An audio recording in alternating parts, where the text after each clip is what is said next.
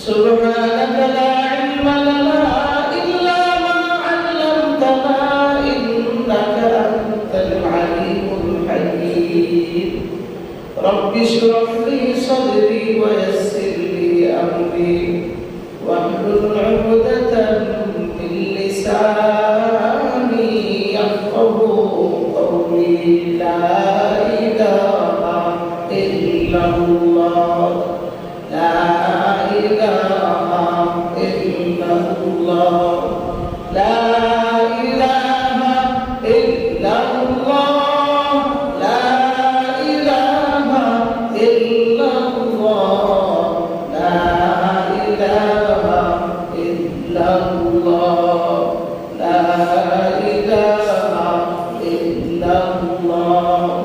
لا إله إلا الله لا إله إلا الله لا إله إلا الله لا إله إلا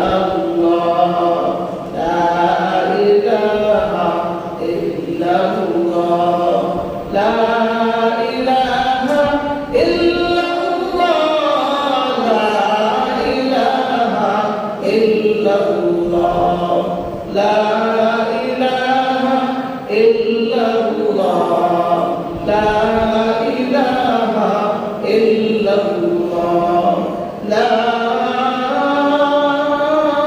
إله إلا الله محمد رسول الله صلى الله عليه وسلم الحمد لله الله رب العالمين দরবারে লাখো কোটি শুকর ও সুজুদ যে মহান দয়াময় রব্বুল আলামিন আপনি আমাদেরকে জুমার নামাজ আদায়ের লক্ষ্যে আল্লাহ তাআলার ঘরে আসার ইবাদত করার সুযোগ দান করেছেন। এইজন্য মহান রব্বুকে আবর্তন করে আমরা কালিমাতুশ শুকর আদায় করতেছি আলহামদুলিল্লাহ। আল্লাহ তাআলার দরবারে আল্লাহ তাআলার ঘরে এসে ইবাদত করা এটাও একটা ভাগ্যের ব্যাপার। কত মানুষ দুনিয়াতে আগমন করে থাকতে পারে না, চলে যায়। আর কত মানুষ দুনিয়াতে আছে ঠিকই, বিভিন্ন হালতের মধ্যে পড়ে আছে, কিন্তু ইবাদত করার মতো তাদের যোগ্যতা নাই। কিছু মানুষ আছে পাগল, সেন্স হারা, তারা ইবাদত করার মতো যোগ্যতা আল্লাহ তাদেরকে দেয় না। আবার কিছু মানুষ আছে প্রতিবন্ধী, তাদের হাত পা সবকিছু আছে, কিন্তু ইবাদত করার মতো যোগ্যতা নাই। কিছু মানুষ আছে জ্ঞানী, এত সুন্দর জ্ঞান থাকা সত্ত্বেও এরপরে ইবাদত করার মতো যোগ্যতা হয় না। আবার কিছু মানুষ আছে জ্ঞানীও বটে, ভালো মানুষও বটে, অলসামি করে আসে না। এই জন্য আল্লাহর দরবারে ইবাদত করো। ইবাদত করতে গেলে আল্লাহর দরবারে মাকবুলিয়ত অর্জন করা লাগে। আল্লাহ যাকে পছন্দ করেন, যাকে মায়া করেন, তার কোনো ভালো কাজের বিনিময়ে তখন ওই বান্দাকে আল্লাহ তাআলা হেদায়েতের রাস্তায় ওঠানোর জন্য আল্লাহ তাআলা সুযোগ করে দেন। আর যদি কোনো বান্দা হেদায়েতের রাস্তায় যদি উঠে যায় আর আল্লাহর ভয় যদি তার ভেতরে ঢুকে যায়, তখন সে আর দুনিয়া চায় না, সর্বক্ষেত্রে আখিরাত নিয়ে চিন্তা ফিকির থাকে তার। যদিও দুনিয়াতে সে চলাফেরা করে, দুনিয়াতে চলাফেরা করতে তার যা কিছু প্রয়োজন, যতটুকু প্রয়োজন সে আল্লাহর কাছ থেকে চেয়ে নেয়, এবং দুনিয়াটাকে এত প্রাধান্য না দিয়া আখিরাত প্রাধান্য দিয়া দুনিয়া থেকে আখিরাতের ফসল অর্জন করে সে কবরের দিকে রওনা দেয়। এই জন্য দুনিয়াতে মানুষ অনেক আছে, মানুষ বটে, কিন্তু ইবাদত করার মতো যোগ্যতা কারো নেই। কিন্তু দুনিয়াতে প্রতিবন্ধী আছে, পাগল মানুষ আছে, তাদের উপর কোনো আল্লাহর বিধান নাই, কিন্তু তারা দুনিয়াতে আসার পর কেন আল্লাহ তাআলা তাদেরকে এইভাবে রাখছেন? এদের থেকে যেন ভালো মানুষগুলা শিক্ষা নেয় যে আমি আল্লাহ চাইলে তোমাকে প্রতিবন্ধী বানাতে পারতাম, হাতটা বাঁকা করে বানাতে পারতাম, পাটা বাঁকা করে বানাতে পারতাম, কিন্তু ও বান্দা, তুমি শিক্ষা নাও ওই বান্দার কাছ থেকে। আজকে তোমার হাত পা আছে, সব কিছু আছে, হাইটা মসজিদে যাইতে পারো, দুইটা হাত আল্লাহর কাছে তুলতে পারো, কিন্তু ওই বান্দা চাইলেও হাত পা তুলতে পারে না, কারণ তার হাত নাই। সুবহানাল্লাহ। চাইলেও বান্দা হাত পা তুলতে পারে না। পাগল মানুষ দুনিয়াতে চলাফেরা করে, বলবেন পাগলকে আল্লাহ কেন বানাইছেন? অনর্থক বানান নাই, অবশ্যই আল্লাহ তার কাজের জন্য বানাইছেন। কি কাজ? দুনিয়াতে সে চলাফেরা করবে, ভালো মানুষ তার থেকে শিক্ষা নেবে। শুধু তাই নয়, এই পাগলের মা বাপ যারা আছে, আল্লাহ পাক রব্বুল আলামিন হাসরের মাঠে যখন এই পাগলকে যখন বলবে, যাও তোমাকে আমি আল্লাহ তাআলা বিনা হিসাবে জান্নাত দিয়ে দিলাম, সুবহানাল্লাহ, বলবে কেন আল্লাহ আমাকে জান্নাত কেন দিবেন? ও কেন দিবেন না? দুনিয়াতে তোমাকে আমি সেন্স হারা মানুষ হিসেবে বিচরণ করাইছি, মানুষ তোমাকে এতটা দাম দিত না, তিরস্কার করতো, তুমি যা মন চায় তাই করতা। তুমি আমি আল্লাহর ইবাদত করতে গিয়ে যে বেদা লাগে, এই বেদা তোমার মাথার ভিতরে ছিল না, কিন্তু না থাকা সত্ত্বেও তোমার সব জিন্দেগির সমস্ত আমল করা আমি আল্লাহ সব করে দিয়েছিলাম। তুমি দুনিয়াতে থাকলেও অসুবিধা নাই, না থাকলেও অসুবিধা নাই, দুনিয়াতে থাকবা, আর তোমার উসিলায় তোমার মা বাবাকে আমি আল্লাহ জান্নাতে বানাবো। সুবহানাল্লাহ। আসলে ময়দানে এই পাগলকে যখন আল্লাহ তাআলা বলবেন, এ পাগল যাও, তোমাকে আমি বিনা হিসাবে জান্নাতের মালিক বানাই দিলাম, যাও তাড়াতাড়ি তুমি জান্নাতের মালিক হয়ে গেছো, এই যে জান্নাতের রাস্তা তুমি চলে যাও।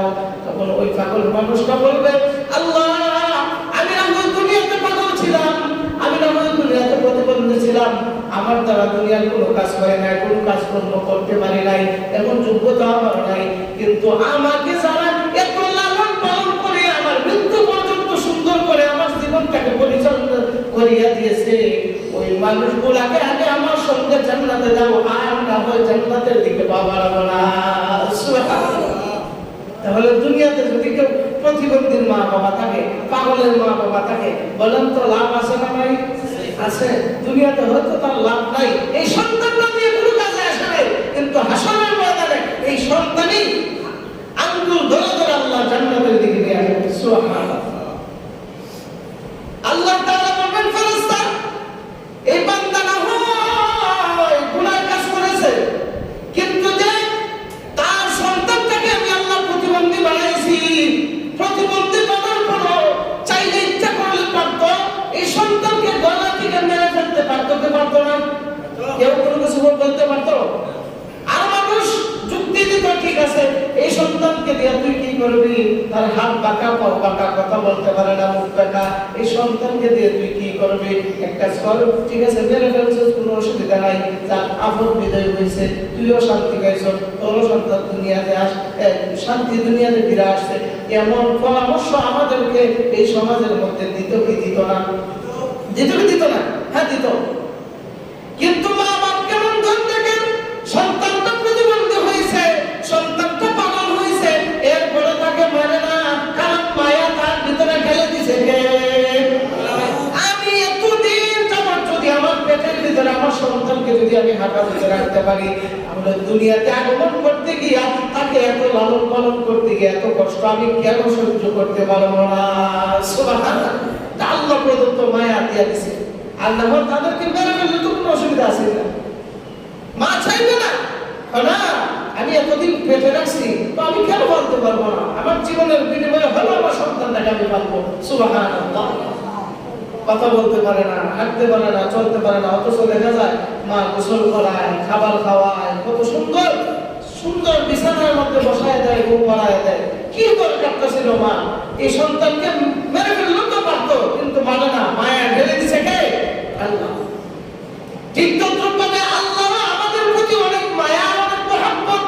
আল্লাহ বলেন, বান্দা দুনিয়াতে তুমি বিচরণ করো, তুমি বিচরণ করতে গিয়ে বান্দা কত গুনাহ কাজ করো, কত গুনাহ কাজ তুমি করতেছো, আবার বলবে বান্দা আমি চাইলে ইচ্ছা করে তোমাকে যে কোনো জায়গায় মেরে ফেলতে পারি।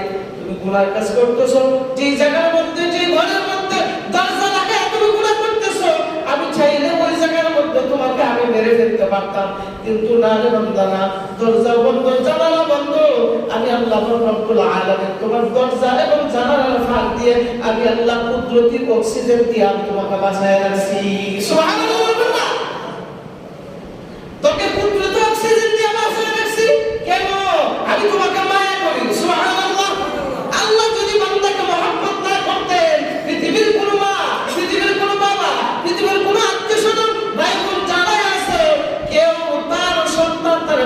তোমাদেরকে 1 মিনিটও বাঁচায় রাখার ক্ষমতা কারো আছে? কারো নাই। কারণ আল্লাহ তাআলা কুদরতি অক্সিজেন দিতেছে বিদায় এই জন্য আমরা দুনিয়ার মধ্যে বেঁচে আছি। বলেন সুবহানাল্লাহ। দুনিয়ার মধ্যে বেঁচে আছি। ও বান্দা, তোমাকে কেন তো সুন্দর আল্লাহ বাঁচায় রাখছেন? একটা উদ্দেশ্য বান্দা, তুমি জান্নাত থেকে আসছো, আবার জান্নাতের মধ্যে ফিরে যাইবা। এই মুসাফিরের হালতটা যেন তোমার ইবাদতের মাধ্যমে কাটে, আমার আল্লাহর পরিচয় যেন ভালোভাবে পাও।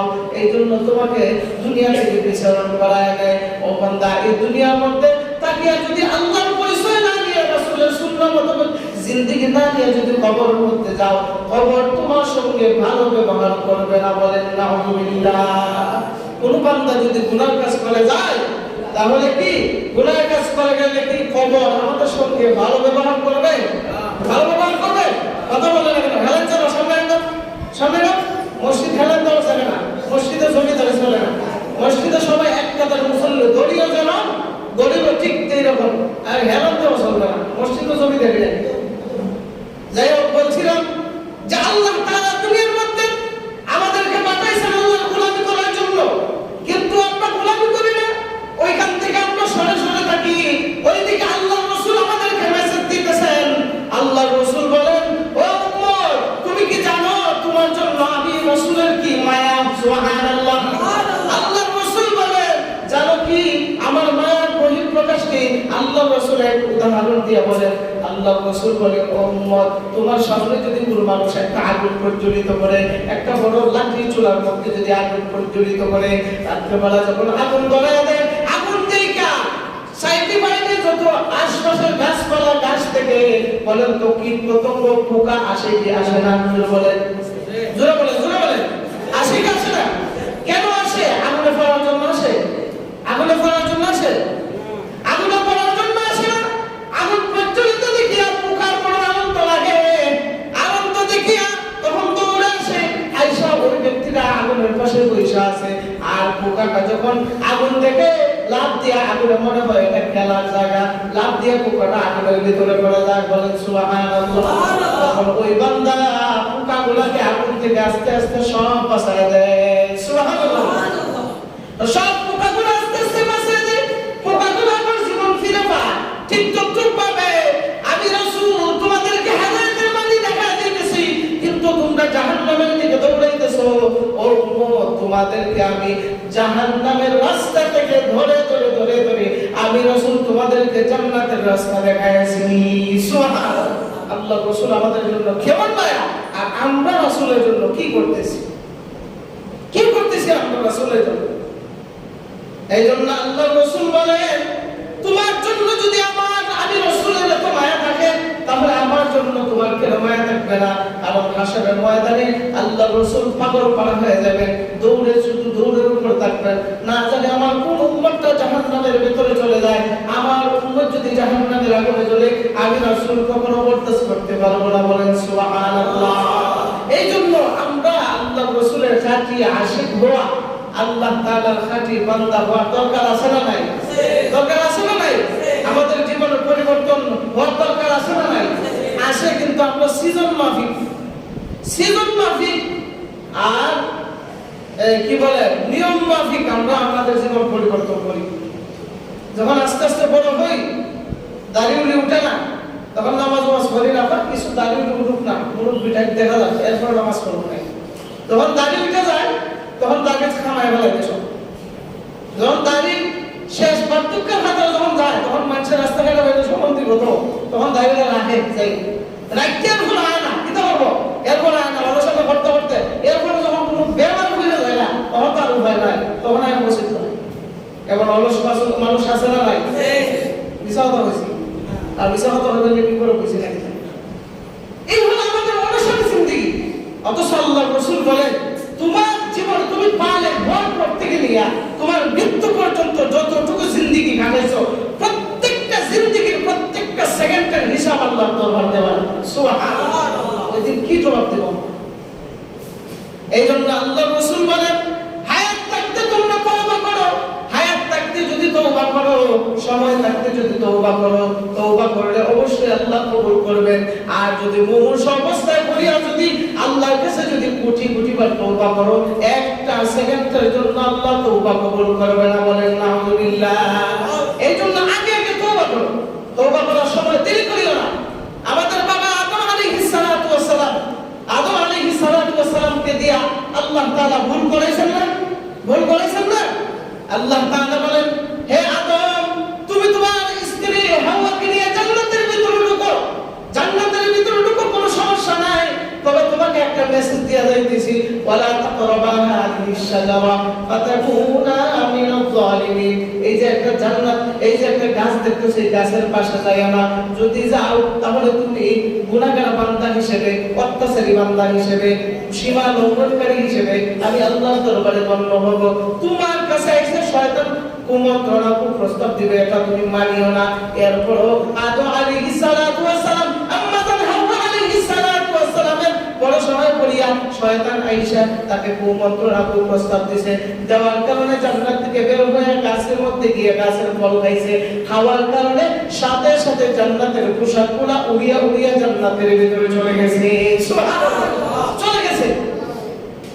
এবার আল্লাহ তাআলা বলেন, জান্নাত থেকে বের হও, তোমাদেরকে আমি আগে মেসেজ দিয়ে দিলাম গাছের দিকে যাও না।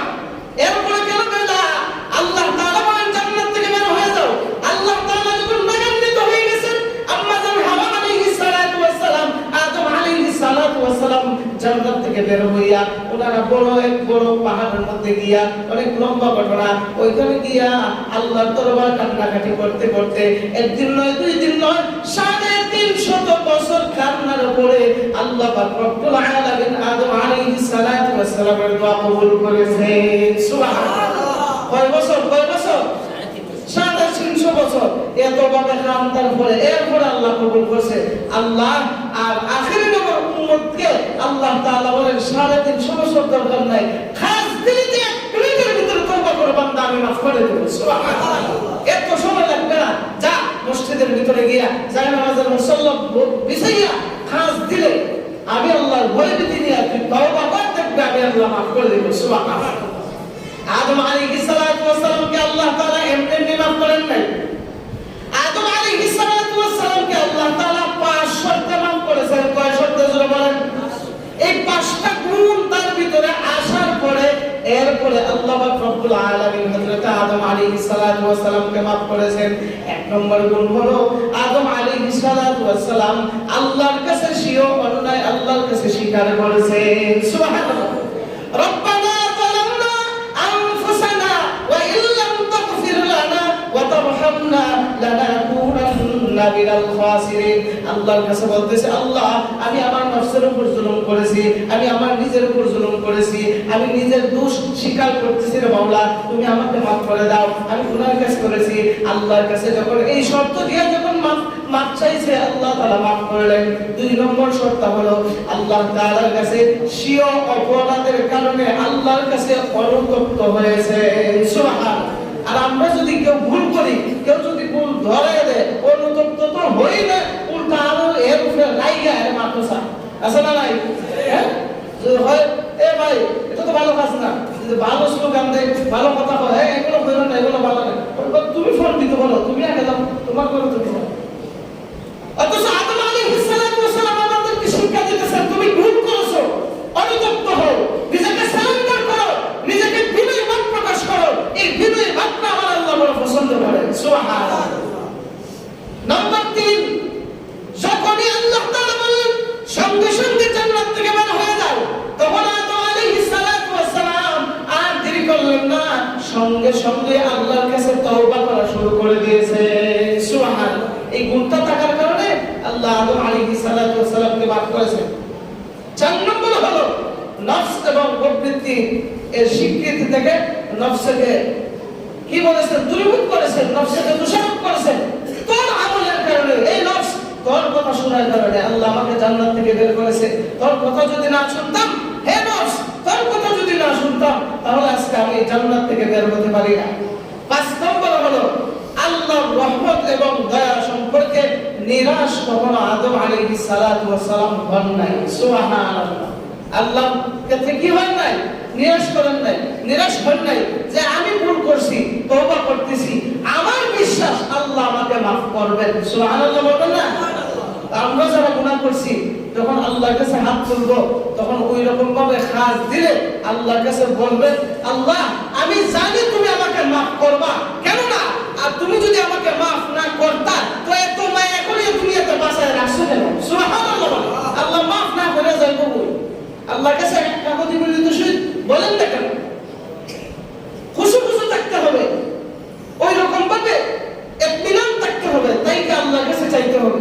আপনি দুনিয়াতে কারো কাছে আশা করেন, যদি যান সে যদি হাজারও না করে তখন বলবেন না তুমি হাজারও ফিরিয়ে দিলে আমি জানি তুমি আমাদের দিবা, এজন্য তোমার কাছে আসছি। তখন বলেন যার কাছে সে চাইছে সে কি না দিয়া পারবে? না দিয়া পারবে না, বেশি না হয় কম দিয়া দিবে, তাকে খুশি করে দিবে। এই জন্য আল্লাহর কাছে বিনয়ের সহিত আল্লাহর কাছে চাইতে হবে, যদি চাই তাহলে অবশ্যই পাবো। জগৎ বিখ্যাত আল্লাহর ওলি মালিক ইবনে দিনার রাহমাতুল্লাহি আলাইহি উনি একদিন সকালবেলা ঘর থেকে বের হয়েছেন হাঁটার জন্য। হাঁটার জন্য যখন রাস্তা দিয়ে বের হয়েছেন এমনি দেখেন রাস্তার কিনারে কোন শীতের মধ্যে এক নওজোয়ান যুবক, তার নাম হলো উতবা। এই উতবা রাস্তার পাশে দাঁড়ায়া কোন শীতের মধ্যে তার শরীরের মধ্যে কম্পন সৃষ্টি হয়েছে। শুধু তাই নয়, তার শরীর থেকে ঘাম ঝরতেছে, এই কম্পন শীতের মধ্যে ঘাম ঝরতেছে। আল্লাহু আকবার। মালিক ইবনে দিনার রাহমাতুল্লাহি আলাইহি যখন ওই যুবককে দেখলেন, দেখার সাথে সাথে ওই যুবককে জিজ্ঞাসা করতেছে, হে যুবক আমি তো বুঝতে পারলাম না তোমাকে দেখার পরে এই যে এত কনকন শীতের মধ্যে তুমি এত এমন ভাবে কম্পন সৃষ্টি হয়েছে তোমার শরীরের মধ্যে, যেন বোঝা যাইতেছে যে গরমের তাপ তোমার শরীরের মধ্যে আছে, লাগার কারণে শরীর থেকে ঘাম বেয়ে বেয়ে জমিনের মধ্যে পড়তেছে। এর কারণ কি জানতে চাই? সুবহানাল্লাহ। যুবক এই কথা শোনার পরে যুবকের শরীরের মধ্যে তেমন কাপড় নাই, পুরান একটা জামা গতলে দিয়ে শরীরের মধ্যে দিয়ে রাস্তার কিনারে দাঁড়ায় আছে আর বলে, হযরত আমি এই জায়গার মধ্যে দাঁড়ায় আছি কিনা জানেননি, এই কনকন শীতের মধ্যে আমার শরীর দিয়ে ঘাম ঝরতেছে, আমার সারা শরীর কম্পনে আমি স্থির থাকতে পারতেছি না, আমার শরীরটা এমন হয়েছে কি জানেননি, আমি যেই জায়গার মধ্যে দাঁড়ায় আছি ওই জায়গার মধ্যে আমি একবার গুনাহ করছিলাম, ওই গুনার কথা আমার এই মুহূর্তে স্মরণ হয়ে গেছে। সুবহানাল্লাহ। গুনার কথা এই মুহূর্তে আমার স্মরণ হয়ে গেছে। স্মরণ হতে তখন আমার ভিতরে ভয় চলে আসে, আমার ভিতরে ভয় চলে আসে যে আমি যে এই জায়গার মধ্যে থেকে যে গুনাহটা করছিলাম আল্লাহ আমাকে মাফ করছেন কিনা। সুবহানাল্লাহ। আল্লাহ আমাকে মাফ করছেন কিনা এই ভয়তে আমার এমন কাঁপুনি শুরু হয়েছে শরীরের মধ্যে। দেখেন আমার শরীরের মধ্যে এই শীতের মধ্যে আমার শরীরের মধ্যে ঘাম ঝরতেছে। সুবহানাল্লাহ। কেমন ভয় পাইছে, আল্লাহকে কেমন ভয় পাইছে। ভয় পাওয়াতে কত আগে গুনাহ করছিল কিন্তু জায়গায় আসার কারণে তার স্মরণ হয়ে গেছে যে এই জায়গার মধ্যে তাকিয়ে যে আমি গুনাহ করলাম আল্লাহ আমাকে মাফ করছেন কিনা এই ভয়তে সে শরীরের মধ্যে কম্পন সৃষ্টি হয়েছে যে আল্লাহ তুমি আমাকে মাফ করছেন কিনা, আমাকে মাফ করছো কিনা, এই ভয় তার ভিতরে। আমাদের ভিতরে এই ভয় বিস্তার করে না, মসজিদে আসিও এদিক সেদিক তাকায়, কোরআন হাদিসের আলোচনা করে ঘুমায়, উঙ্গায় জিমায়, এদিক সেদিক তাকায়, অন্যের কথা শুনে, এটা কেমন কাজ? এটা মসজিদের আদব হয় না, মসজিদের আদব হয় না। মসজিদে যখন ঢুকবেন আপনি মনে করবেন আপনার চাইতে দুর্বল আর কেউ নাই, যে একজন মানুষ দুর্বল হয়ে গেলে অসহায় জিন্দেগি তার চলে আসবে, হাজারো মানুষ তারকে এসে কোনো কিছু জিজ্ঞাসা করলে সব দিতে যেমন তার মন চায় না, একজন বান্দা যখন মসজিদের মধ্যে আসে তার মনটাও এরকম ভাবে বসার কথা যে আল্লাহ আমার সামনে আছেন, আমি যা কিছু করতেছি আল্লাহ সরাসরি দেখতেছেন, এই জায়গার মধ্যে তাকে আমি ইবাদত করব, আল্লাহর ইবাদত করব, আল্লাহ আমার সবকিছু দেখতেছেন, এই ভয়টা নিয়ে থাকার আমাদের কথা। অথচ মসজিদে আসিও অলসামি করে, মসজিদে আসিও অলসামি করে। আর কবে বুঝ হইবে আপনি আমাদের, আর কবে বুঝ হইবে? এইভাবে দিনে আলোচনা করার পর যদি আমাদের ভিতরে না ঢুকে, ও ভাই কোন ইমাম সাহেব কোন ক্ষতি গুলিয়া আলোচনা গুলিয়া আপনার ভিতরে ঢুকাই দিবে না। সে যতটুকু পারবে এই মিম্বর থেকে হক কথা বলবে কোরআন হাদিস মোতাবেক। যদি আপনি আমল না করেন এই মিম্বর থেকে সে আওয়াজ দেওয়ার কারণে কিয়ামতের ময়দানে সে দাবি না, সে আল্লাহর কাছে দায়ী নয়, আল্লাহর কাছে তার জবাব দিতে তার করা লাগবে না। কারণ সে যতটুকু পারে দিনের দাওয়াত দেওয়ার চেষ্টা করে, দাওয়াত নান যদি নেন তাহলে হাসরের ময়দানে আপনারা দাওয়াত পাবেন। এই জন্যই আল্লাহর ওয়াস্তে বলি মসজিদের আদব রক্ষা করবেন। মসজিদে এসে কথা বলবেন না। আর বিশেষ করে যদি আমি এখানে বসে ওয়াজ করি আর যদি এদিক সেদিক তাকান তো আমার সেন্স অন্যদিকে চলে যায়। এজন্য আল্লাহর কষ্ট বলি, ওয়াজ চলাকালীন কেউ হাঁটাচলা করবেন না, কথা বলবেন না। আল্লাহর কষ্ট বলি এগুলো দিনে আলোচনা হয়, কোন কিচ্ছা কাহিনী বলার জন্য বসছি না। কোরআন হাদিস মোতাবেক ওয়াজ করতেছি, শুই না যান, আমল করলে লাভ হবে, আপনারই লাভ হবে, আমার না আপনারই লাভ হবে। এই জন্য আমরা এই কথার উপর আমল করবো তো ইনশাআল্লাহ, মসজিদের আদব রক্ষা করবো তো ইনশাআল্লাহ। আল্লাহ সবাইকে কবুল করুক, সবাই বলি আমিন। ওয়া আখিরু দাওয়ানা আলহামদুলিল্লাহি রাব্বিল আলামিন।